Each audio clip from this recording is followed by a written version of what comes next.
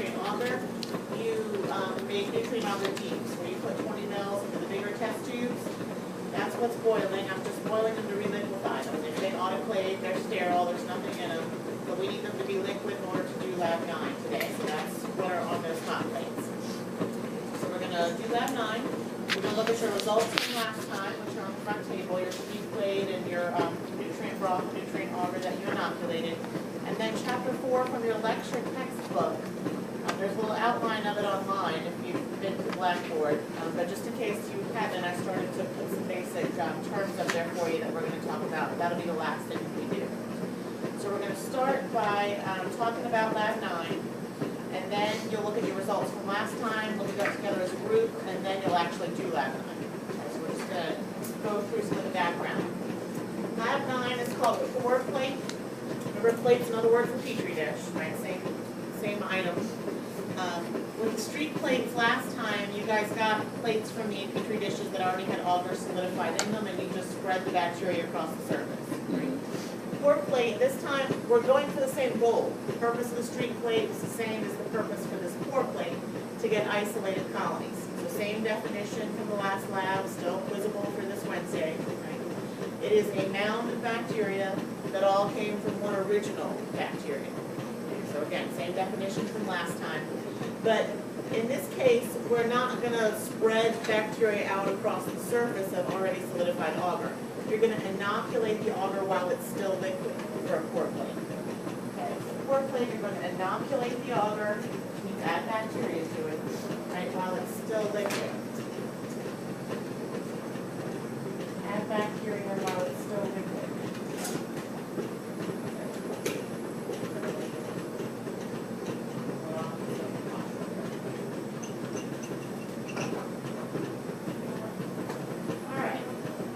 Inoculate the agar while it's still liquid. The goal is still to get isolated colonies, but if we put bacteria in while the agar is liquid, where are they going to be in the agar? All throughout it, right? As opposed to those street plates where you just smeared them across the surface, right? They're going to now be all throughout the agar. That means to be able to see isolated colonies, we're going to have to make dilutions. Because there's a stock culture, I don't know, a trillion bacteria in there. So if I just poured this into liquid agar, there'd be so many of them. There's no way you'd see colonies, right? They'd all be on top of each other. So in order to see individual isolated colonies, we're going to have to dilute it. Okay? So dilution, definition for that, is reduction in concentration. So reduction in concentration. So we want to take it down from a trillion to a couple thousand and then a couple of hundred, right, so that you can eventually see those isolated colonies. Dilution is a reduction in concentration. So I'm taking full-strength Kool-Aid and add water to it, right, to dilute it. Now, we're going to be doing a serial dilution. Dilution in series, meaning we're going to make one dilution and then use that dilution to make the next. Serial dilution. Using one dilution to make the next.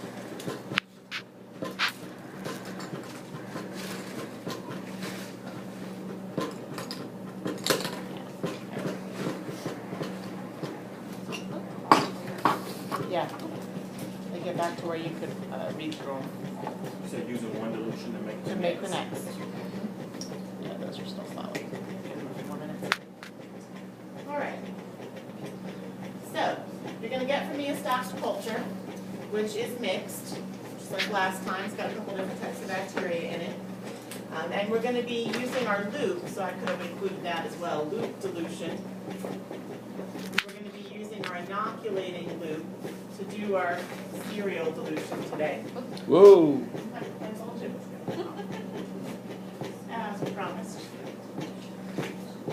Right on time. You all right? Yeah, that's good. Still going to pop a little bit for a few more seconds. All right. So, we're going to be using our inoculating loop to make this dilution. So you've got your tube of stock culture from me. Aseptic technique you're going to use from now on. So flame the loop, flame the opening of the stock culture after you take the lid off, stick your loop in to pick up bacteria, flame the opening of the stock culture again, put the lid back on. Okay, so you've got your one loop full of bacteria.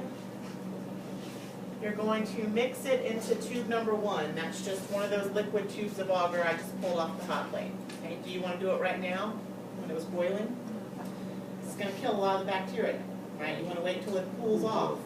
If you can comfortably hold it in your bare hand, then it's cool enough for the bacteria. If you can't comfortably hold it, it's too hot and you're going to need to let it cool a little bit more. All right, so you got your 1 loop full, you're going to swish it around in there. So you've made a dilution, right? You got a trillion bacteria there, you picked up a few and you've diluted them in liquid agar. Now to mix them, number 1, because the agar's warm, and number 2, because we don't trust the lids of these tubes, you're not going to be shaking like this. Okay, so to mix them, put your lid back on and roll it back and forth between your hands to make sure that those bacteria that you put in get evenly distributed through your warm agar. It's the other reason why you got to be able to hold it comfortably. Right? You'll have your gloves on, but still. Okay. So 1 loop full, mix it by rolling it back and forth between your hands, then you flame the loop. Right? You got to kill all of the bacteria that were on it because you stuck it in that stock culture. Now to make our second dilution, tube number 2, we're not going back to the stock culture, right? We're doing this in series. So we're going to use dilution number 1 to make dilution number 2. This is the second tube of just melted agar. Again, it's cool enough to handle. You're going to take your freshly sterilized loop, let it cool off a few seconds so it doesn't sizzle. And then you're going to move 2 loopfuls of liquid from tube 1 to tube 2. So you stick it in, swish it around, go right back into tube 1, pick up another loopful, put it in tube 2 and swish it around. You don't flame You the don't loop? have to flame in between because you're going from the same container to the same container. Does that make sense? All right. Once you've done it twice, then you have to flame the loop. Right, to sterilize it. Put your lid on tube 2, and again, mix it up. Roll it back and forth between your hands. This is tube 2 now that you're mixing. So now you take your sterilized loop, and you're going to do this one more time. You get a 3rd tube of sterile liquid agar, and you're going to move 3 loopfuls from tube 2 into tube 3. Again, stick it in tube 2, swish it around in tube 3, and you're going to do that 2 more times. And you don't have to flame in between them because you're going from the same tube to the same tube. All right, so then you flame the loop 1 last time so you can put it away. And you mix tube 3 by swirling it back and forth between your hands. But we don't want to leave them in the deep test tubes. We're not going to be able to see the colonies very well if we keep them in those deep test tubes. So you're going to get an empty Petri dish. They're on your table. They're sterile. They come sterilized, so as long as you leave the lids on, as long as possible, they'll stay sterile. Then you're going to pour the contents of tube 1 into 1 Petri dish. Make sure you're pouring into the bottom. Remember, the lids are shorter, the bottoms are thicker. If you accidentally pour into the lid, it's not big enough to hold all the agar. Okay, so make sure you're pouring into the deeper part of the Petri dish. Tube 2 goes into its own Petri dish. Tube 3 goes into its. And then they have to cool off before you can put them in the incubator. This is only going to take about 5 minutes. Okay, so let them cool and solidify in the Petri dishes. Then, remember, they go in upside down. We always incubate upside down with the agar up and the lid down, so all the condensation will collect on the lid. Make sure you've labeled them, tube 1, tube 2, tube 3. Put your group name on them so that you can identify yours next time. And they go into the incubator for the same time and temperature that we'll use all semester, right? 37 degrees, 18 to 24 hours. So when we come back next time, we expect to see lots of bacteria in tube 1. It's the most concentrated, right? That's the first loop full out of the stock culture. We should have less in tube 2, and we should be able to see isolated colonies in tube 3. There should be few enough of them that we can see individual amounts of bacteria. Some questions on that? All right, well, while we're waiting for the agars to cool off a little bit, why don't you go ahead and nominate somebody to go get their gloves, and then come up here and get your stuff from last time. We'll have 1 test tube rack and 1 Petri dish.